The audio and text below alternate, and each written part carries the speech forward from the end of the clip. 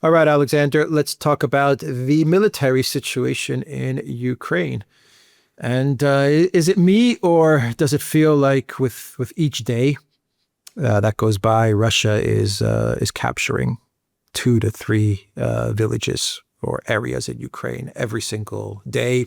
It feels, or at least 7 or 8 villages every week. It seems that Yeah, Russia is capturing, just yeah, outright capturing these areas.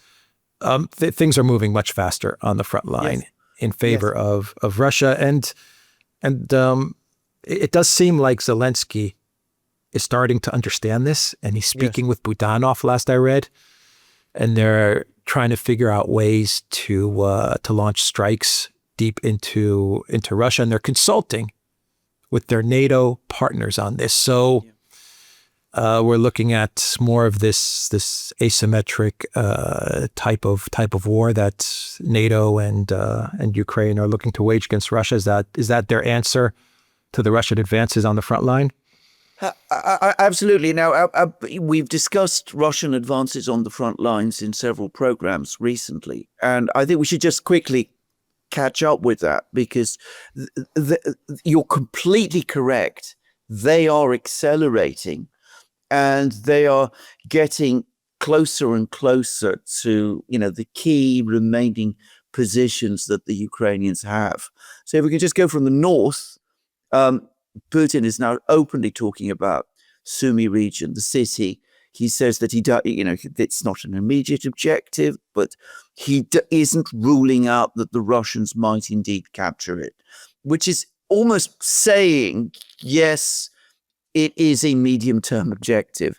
And Sumy is important because it's a city, it's a regional capital of one of the regions that are being fought over. But it's also on the main roads to Kiev itself. If Sumy is captured, there is a straight motorway all the way to Kiev, which the Russian army could use. It used that very same motorway to advance to the outskirts of Kiev back in February 2022, for example. So that is, important. But what's happening in other places is arguably much more important still, because in the area of the Slavyansk Kramatorsk conurbation, which is the major urban conurbation that the Ukrainians still have, you have these two important fortified towns to the south of it. One is Pakrovsk, that we've talked about many times. The other is Konstantinovka. It seems that there's a significant Ukrainian force, several thousand men, which is essentially surrounded south of Konstantinovka. There's a reservoir which is located south of Konstantinovka. There was a Ukrainian position south of that. The Russians have now basically reached the west bank of this reservoir, and they're close to the east bank. There's no real exit point. So there's several thousand Ukrainian troops who are surrounded there. And the Russians, anyway, have got basically surrounded Konstantinovka itself from 3 sides. And importantly, they control all the high ground. It seems they have either finished or are about to finish finally this long, difficult battle for Chasiv Yar. That is the high ground, but they've got all the other high ground too. So they can strike at Konstantinovka downwards, and it's unlikely that the Ukrainians would be able to hold on to Konstantinovka for very long. And Pakrovsk, which is the other big logistical hub, that looks like it's being encircled as well, and very fast. This is where the Russian advances over the last couple of days have been most dramatic.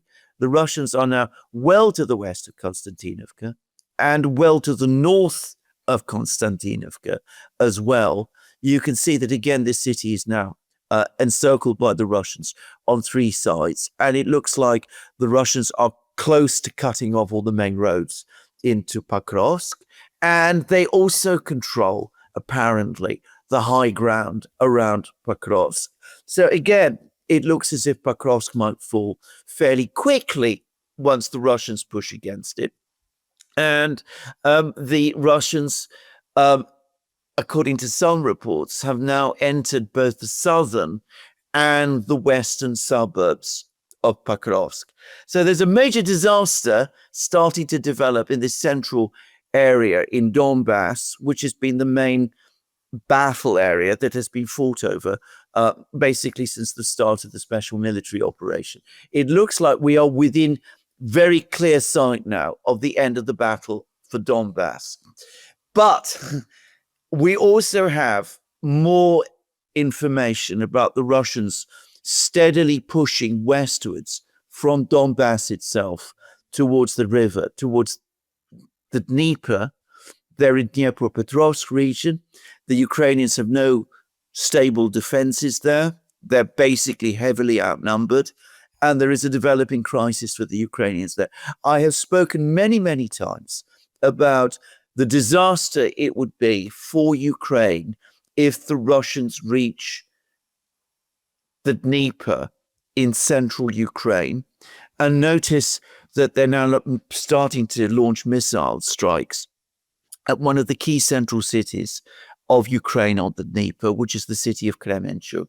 So you could see that there is now clear signs that the Russians are preparing to attack the heartland regions of Ukraine along the central Dnieper region. So the Russians push through in Sumy region, they could get to Kiev. If they continue to push through Dnipropetrovsk region, they could get to the Dnieper, the central regions of the Dnieper, and it looks as if Ukraine is crumbling in Donbass as well. So we're still in the early weeks of Russia's spring-summer 2025 offensive. And we can already see that, fairly big things are happening with the Russians advancing faster and faster every day. But that's the sort of situation as you look at it on the battlefronts. There is another story, which is the overall military balance between the two armies.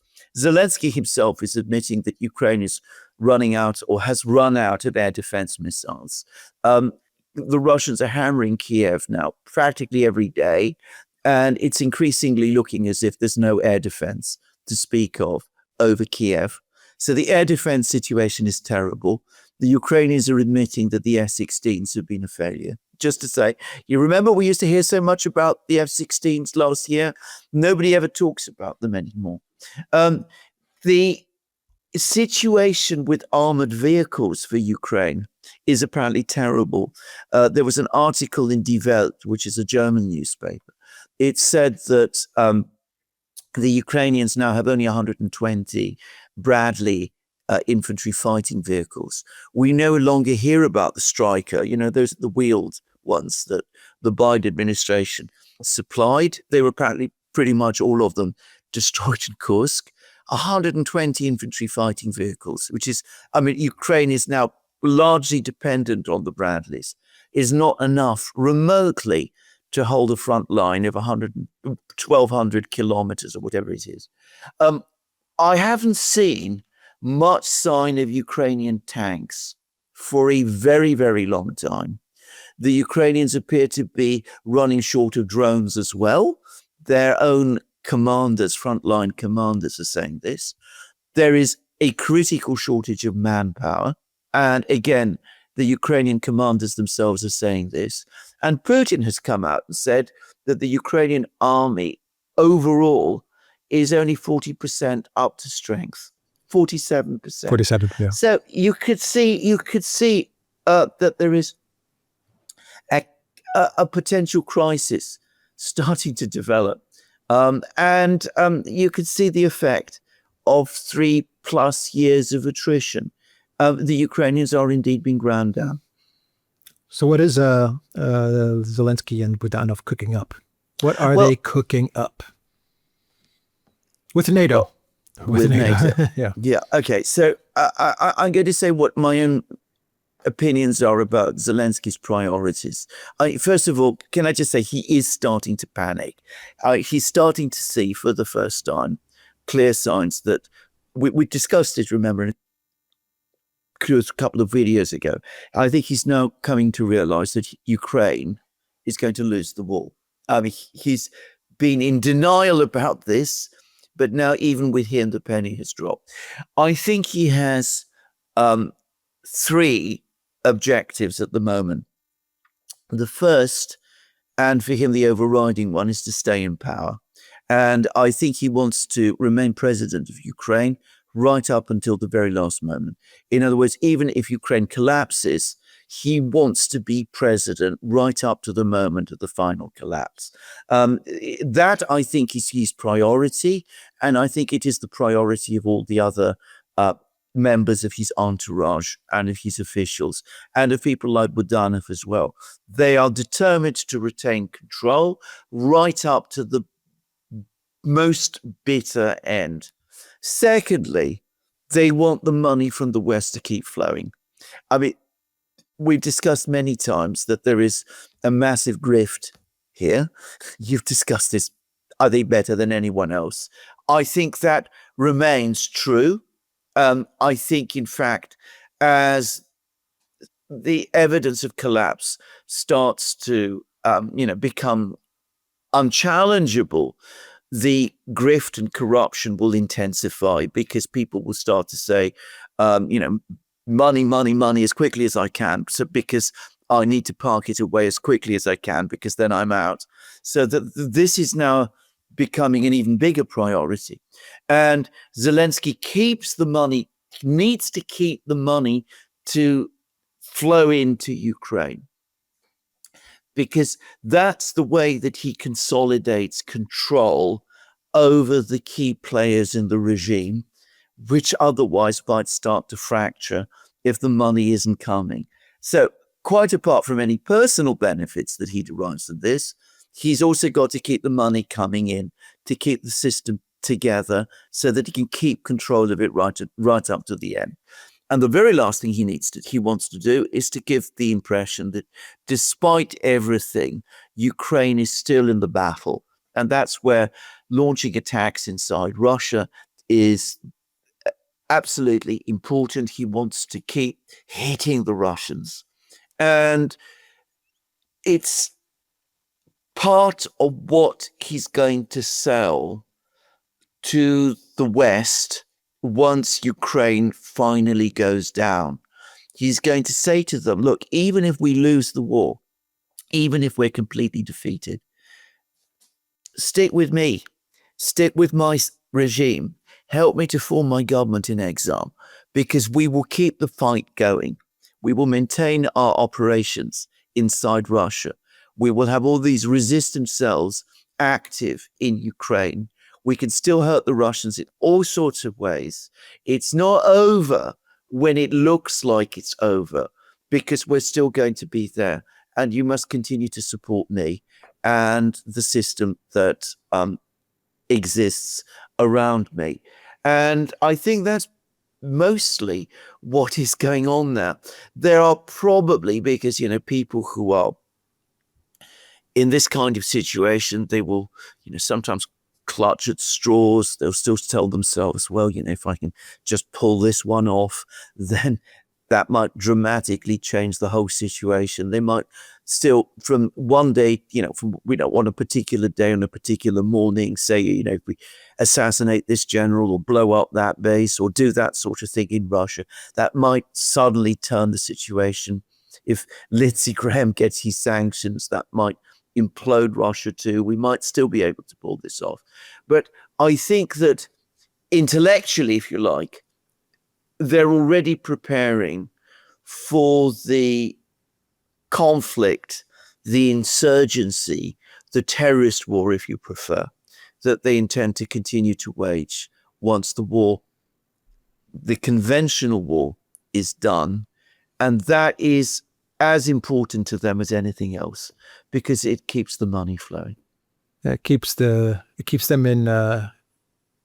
with a job. Actually, it's the next part in the next role that Zelensky is going to take up. Right, he's going to be the leader, the president in exile, The president in exile that is resisting and continues to fight against Putin, right? Yes. That's the next role. I don't know what his outfit's going to be. I don't know where the location of the filming is going to take place. Probably Paris, maybe London, maybe somewhere in the Baltics. Who knows? Maybe they go for Miami. It's all possible. But yeah, that's what Zelensky is betting on. And he's going to have he's going to be organizing the resistance to Russia. He'll be doing his speaking gigs, his lectures. He'll be getting money from the NGOs, yes, and from the think tanks. Yes, and he'll be making his TV appearances. Who knows? Maybe he has some movie deals as well. Yeah, that's what he's betting on. No doubt about it. That his team, which is just a bunch of script writers and producers, people should never forget that his entire administration is a bunch of script writers and TV producers. Yes. So that's what he's preparing for. That's where the money is at. Is to be the leader in exile. Yes. And you're right. In order to pull that off, he needs to show the collective West, to show NATO, the neocons, the U.S., the Europeans, that he can still fight the Russians. Yeah. And he can still strike deep inside of Russia with Budanov as his sidekick. Yeah. Yeah, you're exactly right. That he has his networks, that he has ability to continue to do this sort of thing. And of course, the other thing he needs to do, if he's going to be able to pull that off, is he needs to retain control of Ukraine right to the very end. Because if he's replaced by someone else, then on what base of possible ground can he be the president in exile and the leader of the resistance? So we're going to see a tightening of repression inside Ukraine, and a tightening of controls, and probably a great deal of violence within Ukraine over the next few months as things begin to implode. But as I said already, they're looking at that strategy. And I think that is, those are his objectives now. I wonder, just a final question, I wonder how much the disregard for international law and the norms of international law and conflict from the Trump administration and from Netanyahu with regards to what's happened with Iran. I wonder, is that going to influence or carry over to how Russia is conducting this conflict, this special military operation? Does that have any influence? I don't think you go after a nuclear facility, for example. That's what the United States did. They attacked a nuclear facility. And in Russia, there was a history of the ZMPP and the nuclear facility and the IAEA, all of that. Oh, I know, yeah. Well, the IAEA, I think, shamed itself over that, by the way, also. I mean, they went through this elaborate fiction of pretending that they didn't know who was attacking the Zaporozhye NPP. And that has really, really damaged its relationship with the Russians and its international credibility as well. Just saying. But no, I don't think the Russians will attack the nuclear facilities in Ukraine, because I don't think they think it's in their interests to do that. Ultimately, they want to gain control of these facilities, if that's where the war is heading. So I don't think they want to destroy them. So I don't think it's going to change the conventional war. But if we have the kind of war that's, we've just been talking about, the war where strikes are taking place, terrorist strikes, or what the Russians would call terrorist strikes inside Russia, where there's assassinations and murders and sabotage and blowing off of trains and interference of people of that kind. Well, the Russians are quite likely to do what they did during the conflict in the Caucasus. They're going to start taking their own reprisals, and they will start to come after the Ukrainians. And that was, by the way, what happened with the conflict in the Caucasus. This eventually decided that if the other side was going to play dirty, then Russia had no choice but to do the same. And when the Russians start doing that, they're pretty ferocious and ruthless at it. And we'll probably start to see that, unfortunately, start to develop. And it will happen in Europe, because we're going to be the battlefield for this kind of thing. And the thought of it makes me shudder, frankly, but there we are. Okay, we will end the video there. theduran.locals.com. We're on Rumble, on Odyssey, on Telegram, and on X. Go to the Duran shop, pick up some merch. You'll find the link in the description box down below. Take care.